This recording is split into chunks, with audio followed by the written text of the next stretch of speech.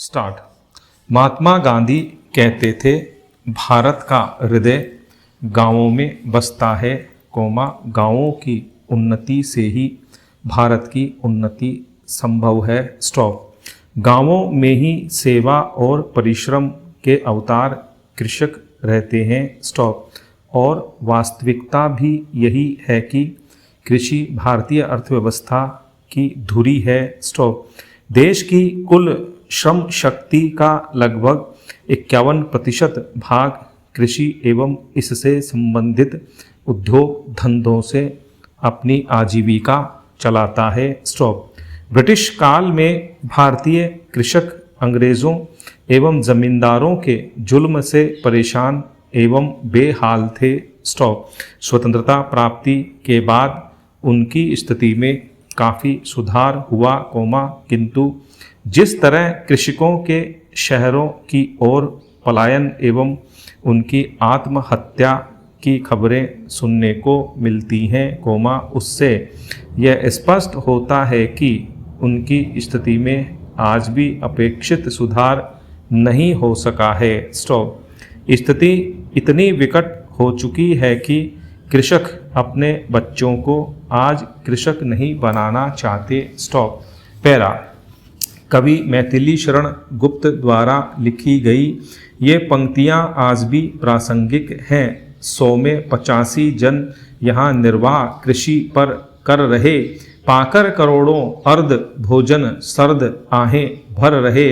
जब पेट की ही पड़ रही फिर और की क्या बात है, होती नहीं है भक्ति भूखे उक्ति यह विख्यात है। पैरा। विश्व के महान विचारक सिसरो ने भी कहा है, किसान मेहनत करके पेड़ लगाते हैं पर स्वयं उन्हें ही उनके फल नसीब नहीं हो पाते। स्टॉप।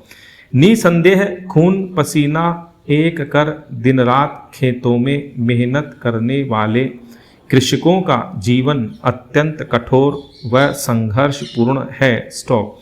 अधिकतर भारतीय कृषक निरंतर घटते भूक्षेत्र के कारण गरीबी रेखा से नीचे जीवन यापन कर रहे हैं। स्टॉप। दिन रात खेतों में परिश्रम करने के बाद भी उन्हें तन ढकने के लिए समुचित कपड़ा नसीब नहीं होता। स्टॉप। जाड़ा हो या गर्मी, धूप हो या बरसात, उन्हें दिन रात बस खेतों में ही परिश्रम करना पड़ता है। स्टॉप। इसके बावजूद उन्हें फसलों से उचित आय नहीं प्राप्त हो पाती। स्टॉप। बड़े बड़े व्यापारी कृषकों से सस्ते मूल्य पर खरीदे गए खाद्यान्न, सब्जी एवं फलों को बाजारों से ऊंची दरों पर बेच देते हैं। स्टॉप। इस तरह कृषकों का श्रम लाभ किसी और को मिल जाता है और वे अपनी किस्मत को कोसते हैं। स्टॉप। पैरा। किसानों की ऐसी दयनीय स्थिति का एक कारण यह भी है कि भारतीय कृषि मानसून पर निर्भर है और मानसून की अनिश्चितता के कारण प्रायः कृषकों को कई प्रकार की कठिनाइयों का सामना करना पड़ता है। स्टॉप।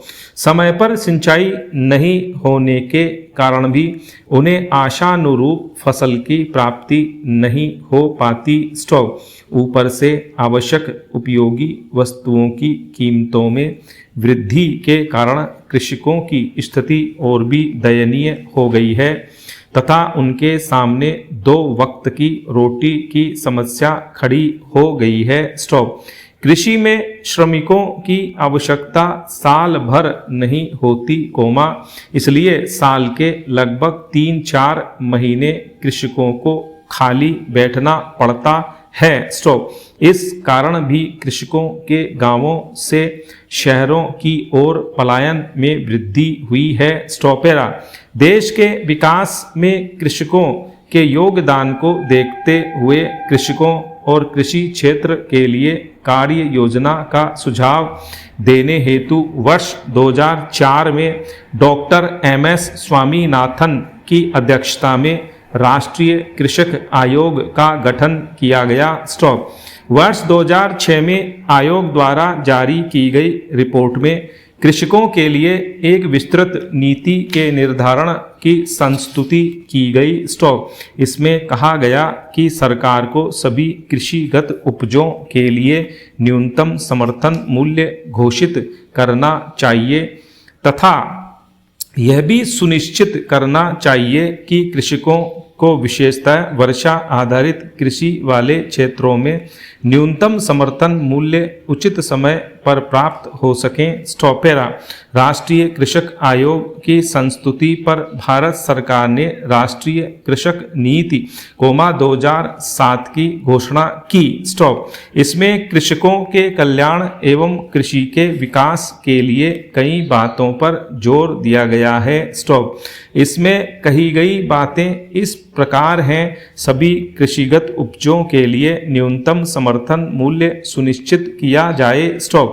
मूल्यों में उतार चढ़ाव से कृषकों की सुरक्षा हेतु मार्केट रिस्क स्टेबलाइजेशन फंड की स्थापना की जाए। स्टॉप। सूखे एवं वर्षा संबंधी जोखिमों से बचाव हेतु एग्रीकल्चर रिस्क फंड स्थापित किया जाए। स्टॉप। सभी राज्यों में राज्य स्तरीय किसान आयोग का गठन किया जाए। स्टॉप। कृषकों के लिए बीमा योजना का विस्तार किया जाए। स्टॉप। कृषि संबंधी मामलों में स्थानीय पंचायतों के अधिकारों में वृद्धि की जाए। स्टॉप। राज्य सरकारों द्वारा कृषि क्षेत्र हेतु अधिक संसाधनों का आवंटन किया जाए। स्टॉप। पैरा।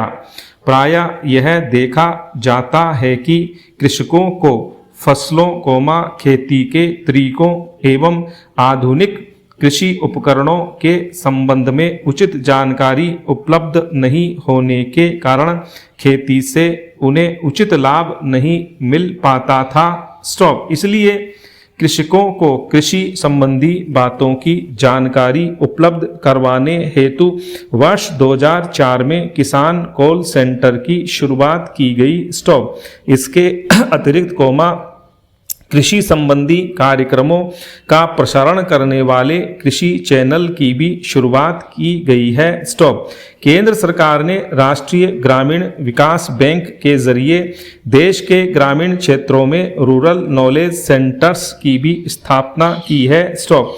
इन केंद्रों में आधुनिक सूचना प्रौद्योगिकी व दूरसंचार तकनीक का उपयोग किसानों को वांछित जानकारियां उपलब्ध कराने के लिए किया जाता है। स्टॉप। पैरा। कृषकों को वर्ष के कई महीने खाली बैठना पड़ता है क्योंकि साल भर उनके पास काम नहीं होता। स्टॉप। इसलिए ग्रामीण लोगों को गांव में ही रोजगार उपलब्ध करवाने के उद्देश्य से राष्ट्रीय रोजगार गारंटी अधिनियम के अंतर्गत 2006 में राष्ट्रीय ग्रामीण रोजगार गारंटी योजना का शुभारंभ किया गया। स्टॉपेरा। 2 अक्टूबर 2009 से राष्ट्रीय ग्रामीण रोजगार गारंटी अधिनियम नरेगा का नाम बदलकर महात्मा गांधी राष्ट्रीय ग्रामीण रोजगार गारंटी अधिनियम मनरेगा कर दिया गया है। स्टॉप। यह अधिनियम ग्रामीण क्षेत्रों के प्रत्येक परिवार के एक वयस्क सदस्य को वर्ष में कम से कम 100 दिन के रोजगार की गारंटी देता है। स्टॉप। इस अधिनियम में इस बात को भी सुनिश्चित किया गया है कि इसके अंतर्गत 33% लाभ महिलाओं को मिले। स्टॉपेरा। इस योजना से पहले भी ग्रामीण क्षेत्र के लोगों को रोजगार प्रदान करने के लिए कई योजनाएं प्रारंभ की गई थीं किंतु उनमें भ्रष्टाचार के मामले अत्यधिक उजागर हुए। स्टॉप। अतः इससे बचने के लिए रोजगार के इच्छुक व्यक्ति का रोजगार कार्ड बनाने का प्रावधान किया गया है। स्टॉप। ग्राम पंचायत जो रोजगार कार्ड जारी करती है उस पर उसकी पूरी जानकारी के साथ साथ उसका फोटो भी लगा होता है। स्टॉप। पंजीकरण कराने के 15 दिनों के भीतर रोजगार न मिलने पर निर्धारित दर से सरकार द्वारा बेरोजगारी भत्ता प्रदान किया जाता है। स्टॉप। पैरा। रोजगार के इच्छुक व्यक्ति को रोजगार 5 किलोमीटर के दायरे दायरे के भीतर उपलब्ध कराया जाता है। स्टॉप।